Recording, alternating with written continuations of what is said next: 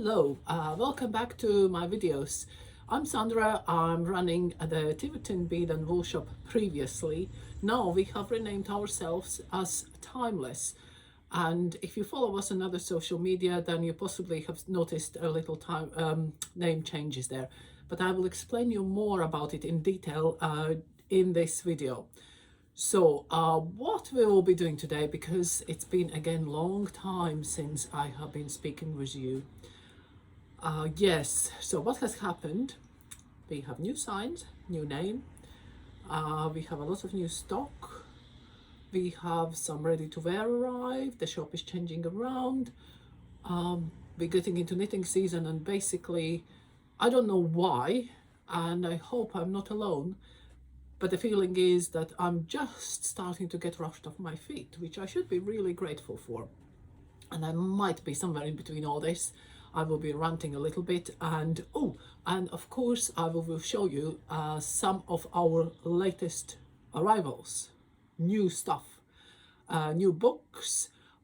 And something which I thought I will do a little bit themed is on the lines what to knit now, because I find things like waistcoats very useful. So if you, and on the end there will be a spoiler alert, because I will show you how far I have gone on my knitting on Stephen West's Shawl. So that is all to come.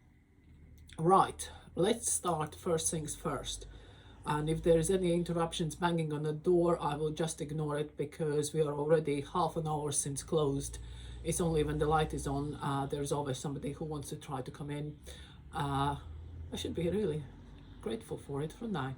But anyway, so previously, and possibly this channel, depends on when you're watching this video, I'm working all over all the media and everywhere else, and you would be surprised in how many places you need to change the name. So what has happened? So the Tiverton Bead and Wool shop name is gone. As I'm talking now, today is 30th of October. The name is gone. So we are now officially called Timeless, but it's still same old me and myself, still in the same place, doing the same things. And of course, the first thing you will ask, why the name change? The first thing is, it's like with, I think every business who wants to kind of keep going on with times, we need to change. And I've been lucky over years, because the shop has been open. This shop I have had now 11, we're going into the 12th year. And before that, I had a little shop in Wessex area in Tiverton for a couple of years. So the things change and the life moves on. And the things you can sell 12 years ago doesn't mean that we will be selling today. Because you like different things, I like different things, and we need to change and move on with times. So to cut very long story short, I originally actually was working from home, and I was importing costume jewelry. And then I started to have so much stock that I couldn't work from home anymore. I did need to find some premises, and we found a little shop in Wessex, and the idea was that if I put my stock there and I'd continue doing what I was doing, but somebody else comes in and buys bits and pieces, then it will be just added bonus, but I could do my wholesale and supplying other shops from there. And of course, with that time, that was the boom of beads. And because I was importing Bohemian handmade costume jewelry, the same places who were making jewelry, they were making the beads, and the demand for beads was so high that I ended up that the business slowly, from being, let's say, 100% costume jewelry, turned to 10% costume jewelry and 90% beads. And the beads just took over, and there was like quite a long period of time when the beads were just the bee's knees. When we moved to this shop, the first 2-3 years we only had beads, and the beads were downstairs, and basically we were doing very well. But then the trends change, and the people who were beading switched to doing other crafts. So we did need to kind of move with time. So and because we always had the second floor, So we occupied the second floor with wools, which we thought like the crafty people want crafty bits, so we provide them with crafty bits. And I always liked knitting, so I couldn't find what I wanted, so we started to stock wool. And it all kind of progressed from there. So now the wool is downstairs, beads are upstairs. And having said that, when I say nothing changed, oh, and of course, with other things going on, organically, I started to try to, a few years, that was, you know, these 2 years of COVID has kind of, I nearly don't count it, it doesn't exist, because it seems like everything was just yesterday what I was doing pre-COVID, but it is more than 2 years, nearly 2 years ago, or over 2 years ago, whatever. So pre-COVID. And I started to change the shop over already then, because I thought like, you know, trends change and you have sometimes this itch, you know, we need to change things. And I was looking for the best look for the shop, how to make it more attractive for you, what products, you know, changing the product ranges we sell. And with that, organically, it came to then just before it all kicked off a couple of years ago. We introduced, my other half has always been doing some antiques and antique trading, and I introduced, because he had some stock which he wanted to accommodate somewhere, so I put some of his antique furniture in the shop. The first was the big dresser, which you can see there, which is still there, but because I'm using it for display purposes, and there's other bits and pieces around, so the shop is evolving. And then of course, because we sell knitting stuff, there are some things pre-knitted, and it's always people been asking, can I have it knitted, can I have ready-made? So over the years we have again introduced, a couple of years ago we introduced a lovely brand from Scotland, which I'm wearing actually. I'm cheating, I haven't knitted this one. This one is a Ribe Brody vest, which officially comes under menswear, but because I like the v-neck more than a round neck, which is from the ladies range. So anyway, that's by the by. So we introduced the ready to wear, and then the name wasn't afflicting anymore. It wasn't showing what we actually do, the variety, the gifts, the other bits and pieces you can find in the shop nowadays. It wasn't, because it was saying clearly beads and wool. So if you didn't want beads or you didn't want wool, why would you come in? So there's the name change. Other than that, the wool wall behind me, you see from there, and it continues over quite a while there. So everything is staying as it is.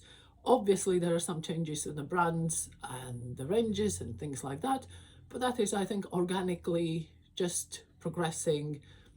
If there's anything nice comes in, then something old has to go. It's like at the moment, the biggest issue is to get stock from places like Shep, yes, and some Icelandic wools I have issues with because I can't get stock, so they have gone into bargain baskets, and whatever is left is in a sale compartment online, because I just purely can't replace the stock. And yeah, so the rest of things we're fighting on.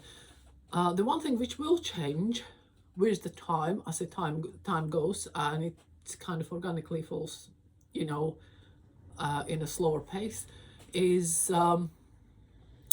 beads. There are some beads which will stay, like seed beads. So seed beaders, don't worry, I'm still stocking seed beads. I will stock basic findings, which is like hooks, clasps, blah blah blah, threads, and some other bits and pieces which I fancy. But what will go is possibly the loose bead variety. As they are slowly selling out, I will not be replacing them. And I know some of you are gasping in horror and saying, oh no, oh, she's discontinuing beads. But with exception of a few of you who are coming in on a regular basis and buying your bits and pieces, and there's very few of you, the rest, let's be honest, can you remember when you last time came in and spent a sensible amount of money on the beads? And you have to be honest, because if you bought 2 beads for your light pull cord that is not a substantial sale or substantial amount. And me as a shopkeeper or a business owner, I have to make the decisions. And at the moment, if I'm looking on the floor space, the loose beads occupy, I cannot justify the takings from, the space doesn't pay for itself. And sadly, as much as we don't want to talk about money, because it's kind of more knitting podcast, we kind of have to bear in mind that in the end of the day, if this space will not make me money, and I'm not talking about money, I'm talking about sensible living, then I need to change, and I will change it, and I will put something else in. So possibly that the people who want couple beads, they still can come in and get your couple beads later on, because I have progressed and replaced the majority to give you the chance to buy your couple beads now and then. So anyway, so that's kind of all good. I have done it already over 10 minutes. Oh dear, let's go to the nicer things. The first things is, I would quickly like to show you a couple books, because books are difficult to show online, and until I put all the pictures on, it's kind of, it just takes. But I have ordered from the same people who do the Pom Pom magazine. The first thing which has come in, and this one, if I'm not wrong, I have put online, is this lovely book, Moon and Turtle. What I love about it, it's the simplicity, it's the design, it's done by two young girls, twins, and yeah, it's just beautiful designs, beautiful simple things. And I will try to get somewhere to the, oh, where is the, what actually shows you what's in the book, which would be good to know. Right, there is stripy jumpers, various options, and what I like is the fact that they are truly embracing the unisex opportunities in a knitwear, because why should one garment be only for ladies and other garment for men? If you look good in it, you are not going around wearing a tag, I'm wearing menswear, or this is ladies jumper, I'm not wearing that.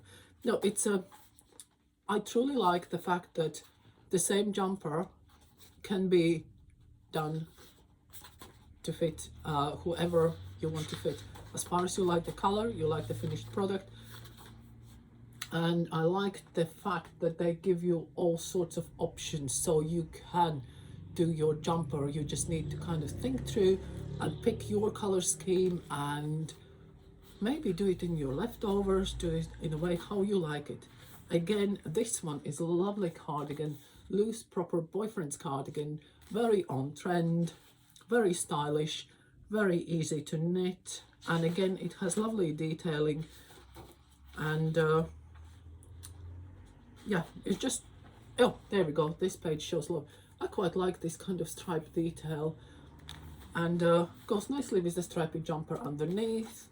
Oh, and the other things, there's a couple of shawls, again hat, quite funky hat. Oh, you can't see on the dark page, that's not very good. This one is better. Quite nice fine knit hat. That's again the shawl. Oh, funky socks.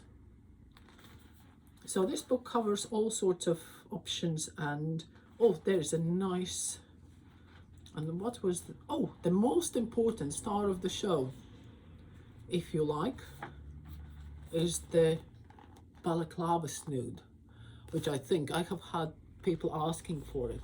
So there we go, it's a balaclava snood. And the other thing which I really like is that jumper which you have just seen.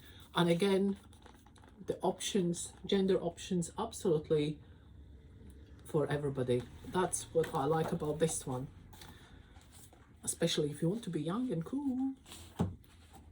This one goes straight into the other direction.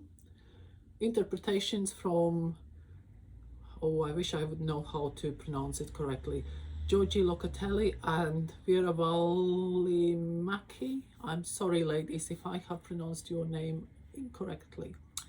This one is again going totally different way. It's more accomplished knitter's book, but it has beautiful hats. I love this cardigan. This is something which you could knit in a great iron wool and it will last you forever. The other one which I really like in this book is this cardigan.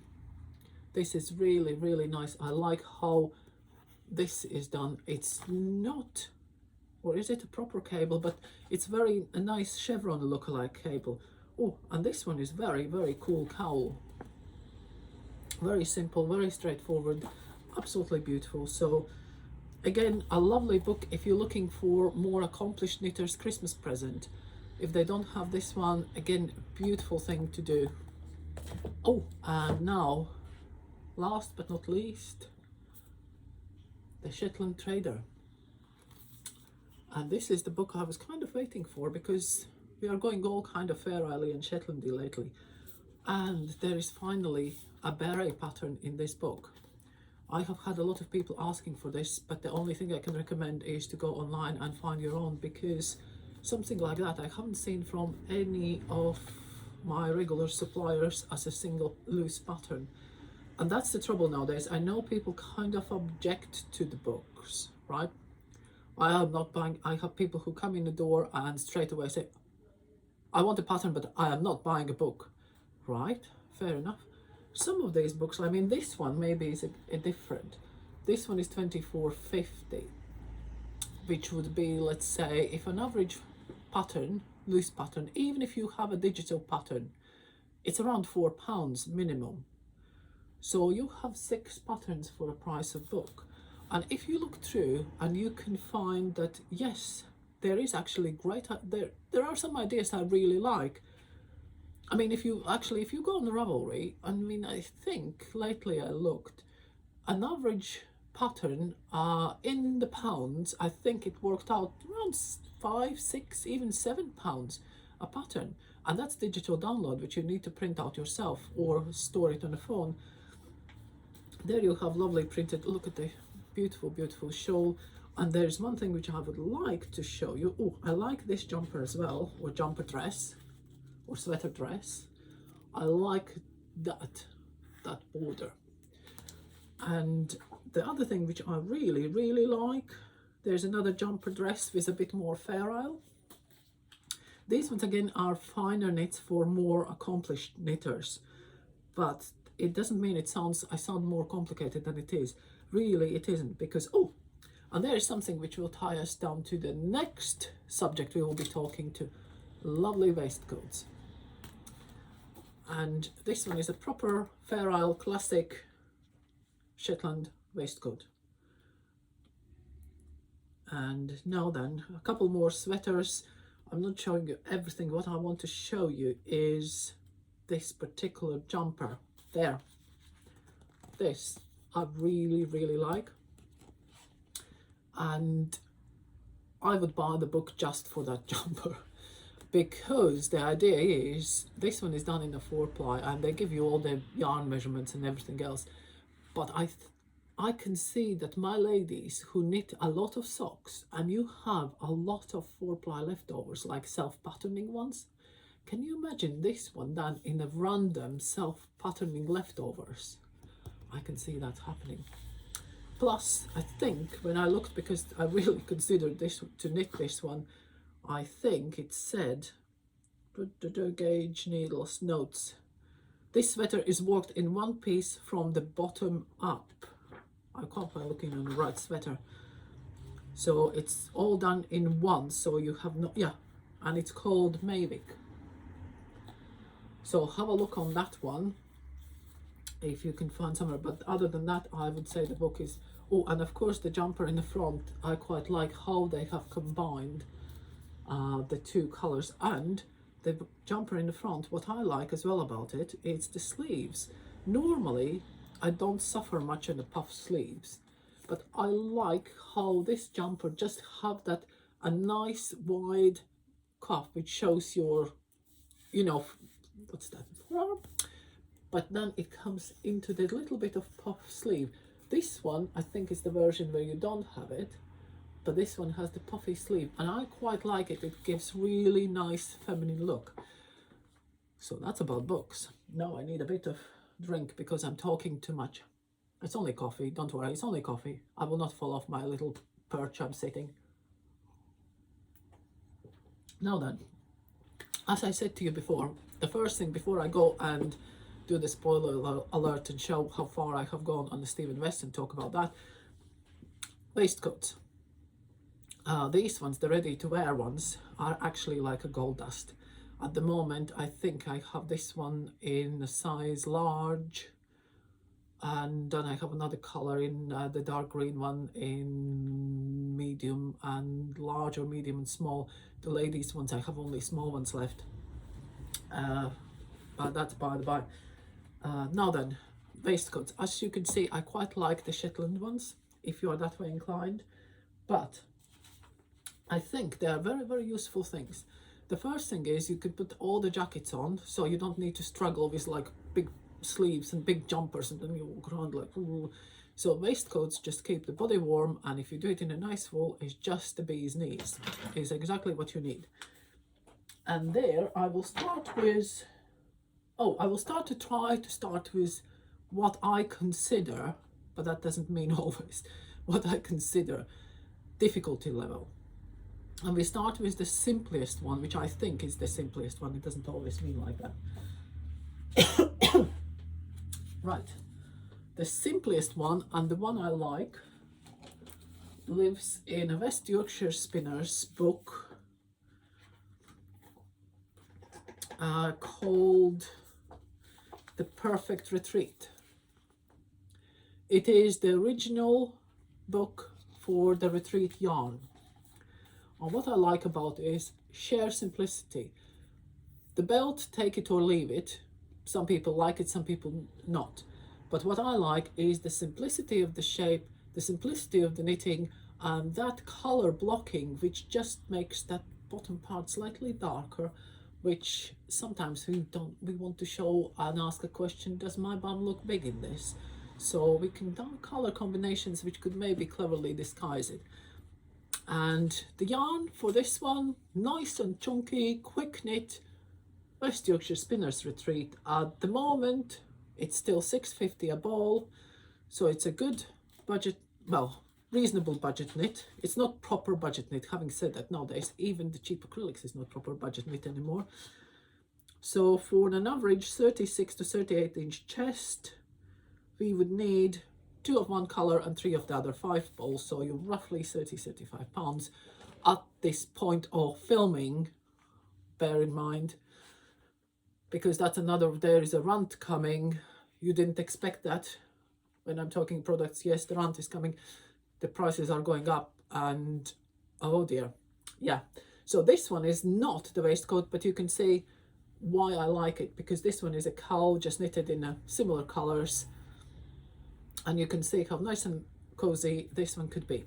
So that's the easy option for easy knits. Now then, what else I have gathered there? Then, oh dear, oh yes, then we have some classics. Oh, what have I done this? Oh, there's another book I would like to show you, but that's, we are getting, right. If we talk about this one, is we going already, are we going complicated? Oh, is the cables more complicated than Fair Isle? Well, let's do cables first, because this one is a garment which again I like, and this one is from West Yorkshire Spinners again, and this one lives in their latest book, Fleece Riverside collection. This one's actually a very nice book, and it's in double knitting, so it's a little bit more time consuming, but what you can do, and this one takes a bit more yarn because this one has quite a bit of cabling, but I like that classic cabling, I like the classic shape, and the yarn is Blueface Leicester fleece from West Yorkshire Spinners. And if you want to do this one, I would say crack on quickly, or buy now, because we know, and I'm not saying anything, but there is some changes in the pricing coming sometime soon. So if you want this one and you want it for old price, 9.50 a skein for 100 grams, crack on and just buy it, because if you can't get stock now, when they sell out, the next lot will come at the new price, which I'm not disclosing now because I don't want to set you in a panic mood. But anyway, so this one, or if you want to knit anything else from this book, get your yarn now. Now then, oh, before we go to back to Fair Isles, there is another one which I think is beautiful, and I have for now, I think I wanted to knit it last autumn, so it's not like brand spanking new, just came out. It's from Missinger Yarns, my favorite, and this one is called Ocean, and it's a waistcoat with a bit of lace. They like their detailing. There is a short version and long version available. The pattern, because it's a lace weight, it will be charted, so there will be charts to work from, right? So please be aware. But having said that there are charts to work, I think the waistcoat is just lovely, because I haven't shown you the yarn yet. And the yarn they use for this waistcoat is, as always, they use two yarns together. For those of you who haven't watched my previous videos, when we say use two yarns together, so what we're really talking about is taking one strand of one yarn, another strand of the other yarn, putting them together and just knitting as one. And adding this fluff, which I am addicted to, I'm still addicted, I haven't cured my addiction yet. This pattern uses alpaca 3, right, which is cable structured chunky yarn, which means it's very light. It's chunky for knitting, but it's very lightweight. The yardage is excellent, because this one has 125 meters in a 50-gram ball, where if you look, let's say, on a proper kind of chunky wool like this one has 140 meters only in 100 grams. So this one has nearly twice the yardage or meterage per ball. So it's very economical, so you don't need much of it. And then to that, they have added the fluff. So all the waistcoat is knitted in this chunky with this fluff added, and the needle size I looked up and I forgot. So the needle size, what do we need needle size wise? 6.5 millimeters, or they say US 8. And do I have my chart in here? You see, it's nice to sit here in the back and have everything like, yeah, 6.5 is British 3. Yeah, so, and there is just one of the color combinations I thought would look nice, and I'm showing you the numbers. So this one is number 12, and this one is number 42. Alpaca 3, number 42, with silk. Oops, upside down. Oh, look at that. Silk mohair, number 12. Or, if you like the warmer, pinkier shades. I'm not a pink person, but this is quite nice. This one, in this video, at the moment, I can see it looks much cooler color. This one is nearly the true color, and this one should be showing the same color as this one. So, this one is alpaca 3 in a color 70. Oh, that's better. It still shows quite babyish pink, but this one is kind of nice old rose, really. And this one is a nice old rose, which is color 69 in the kid silk. And those two, oh, this one is better. This one shows proper color. So this one is really, really nice for the people who like that kind of pinkier shades. So that one for the Ocean. But like I say, this one will be slightly because of the lace weight. Having said that, if you don't want the lace weight, how about just abandoning the lace weight and following the pattern as it is without the lace weight? I think it still would look absolutely stunning. But that's for those of you who want a little bit more challenge. And now then, one more. Oh, I'm talking too enthusiastically. Right, last but not least, in this one, Rowan magazine, you have seen this one before. If you don't know the magazine, I think I have separate video where I talk about it. I will try to put some kind of markers, but it doesn't always work very well. So minute 30, I need to put marker on the video about the magazine. But this one is one of the models in the magazine, which is a classic, oops, Fair Isle stuff. Felted tweed, Rowan felted tweed, what else? What could be better for that kind of work? The original one has the diamond thread, the shiny, a very fine, like a sewing thread going through all of the design.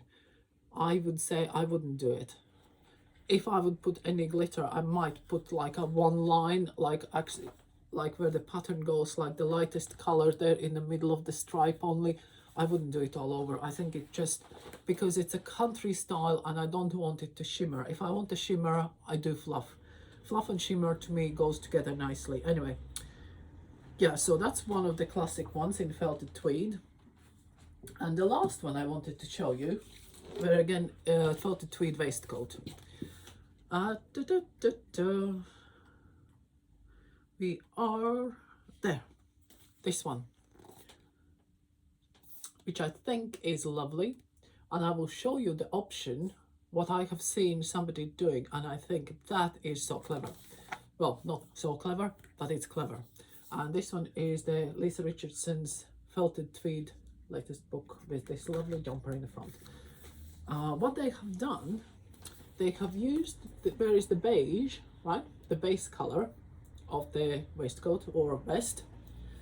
It's not waistcoat, it's vest, isn't it? The base color is the plain color of felted tweed, which could be anything. But what I have grabbed from the shelf, and I honestly, basically, I just kind of, oh, yeah, I will have that one.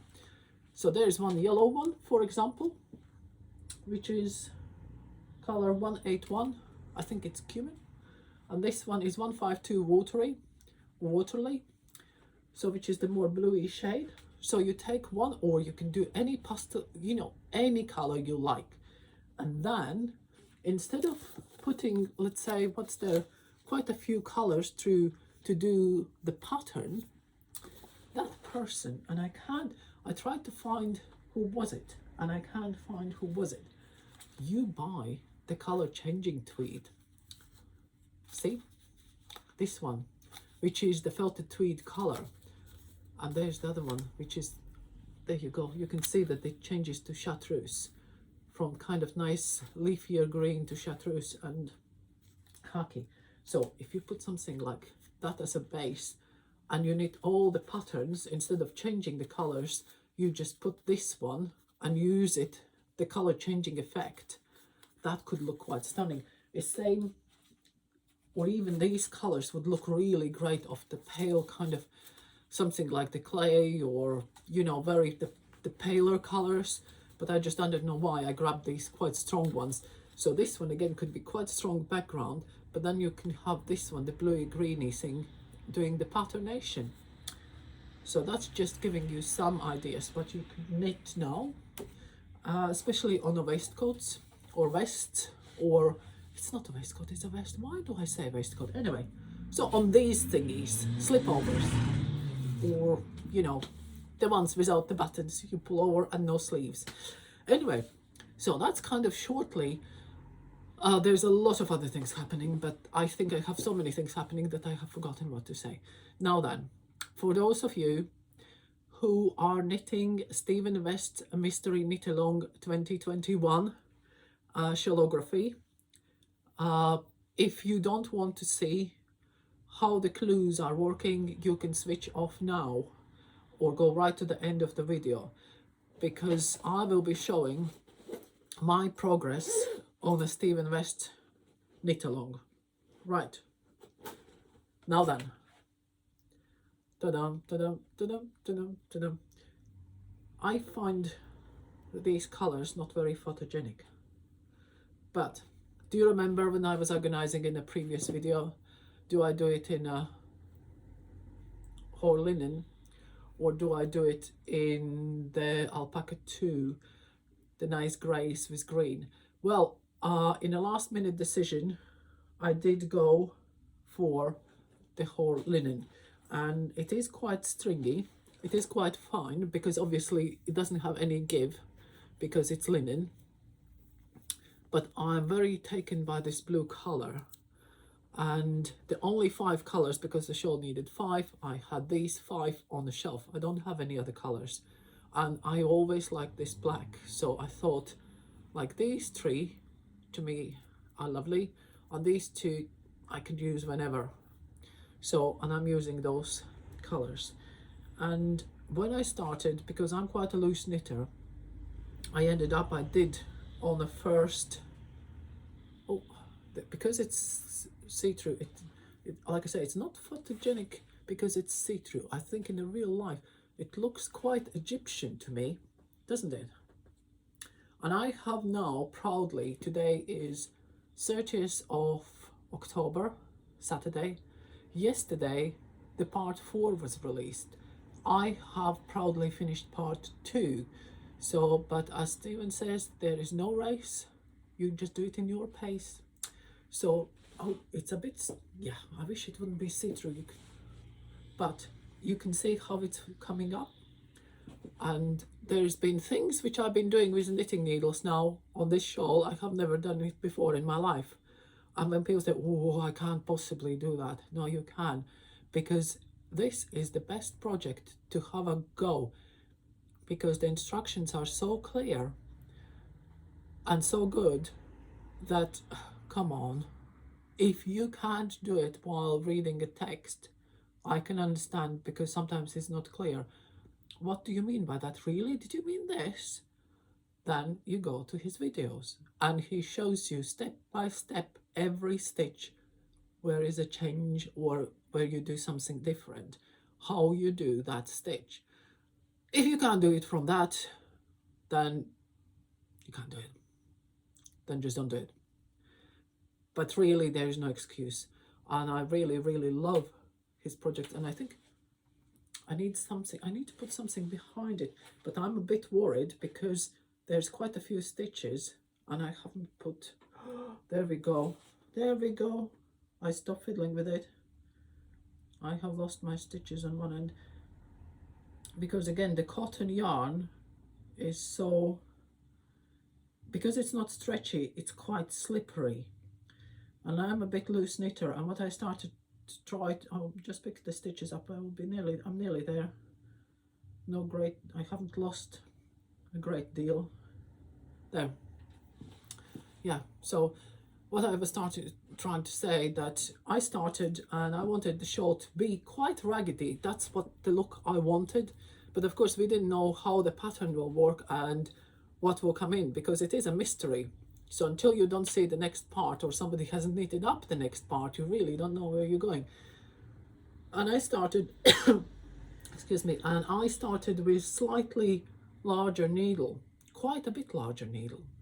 I think it's the one which he recommended, but that was recommended for 4-ply, quite, you know, merino and quite bouncier, more woolly wool, you know, where it's more, you have more, you know, oomph in it. But the linen, even though you can knit it on 3.5, it looks quite more raggedy, more, you know, more loose. And I started at 3.5 and it was just awful. You couldn't see, like here. Oh, look, which way can I turn so you can actually see? No, you can't, because it's see-through. The black just shows through. Like these parts, they just, you nearly couldn't see a proper definition at all. And I thought I didn't like it, so even the best ones have to unpick.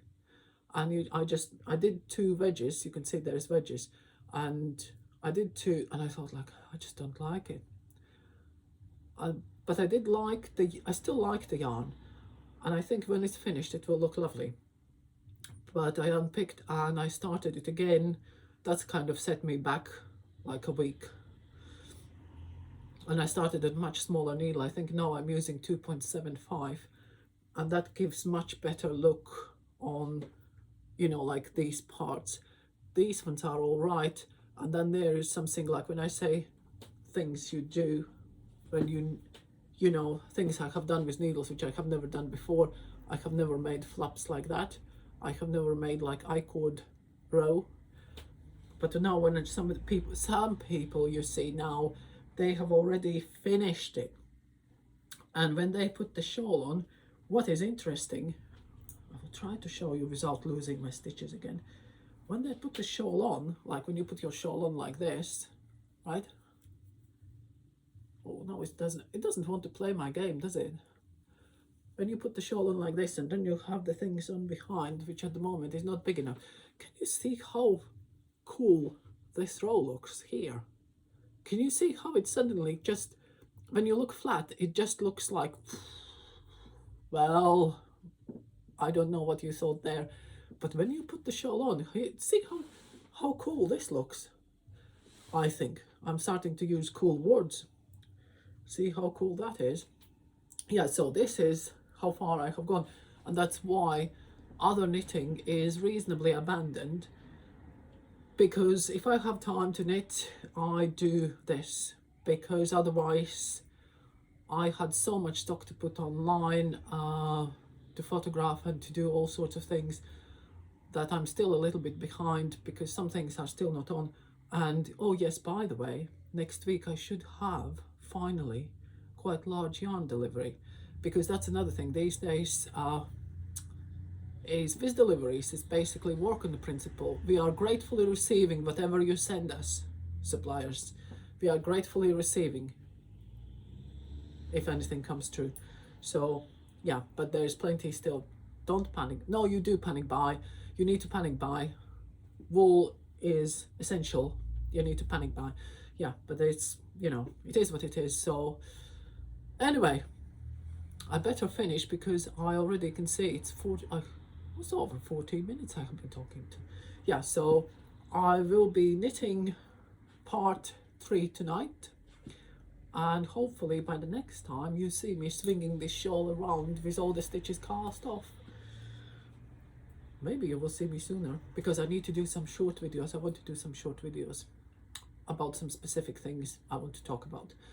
But for the long kind of podcasty thing, this is at the moment it.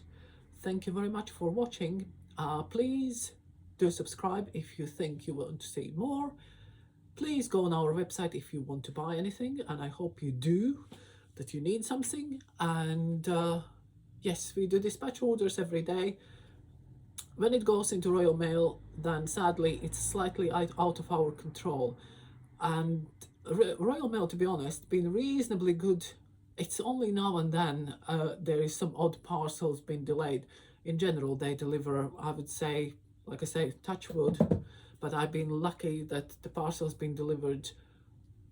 At least 90% of parcels have arrived very much on time. So thank you very much for watching, and see you all soon.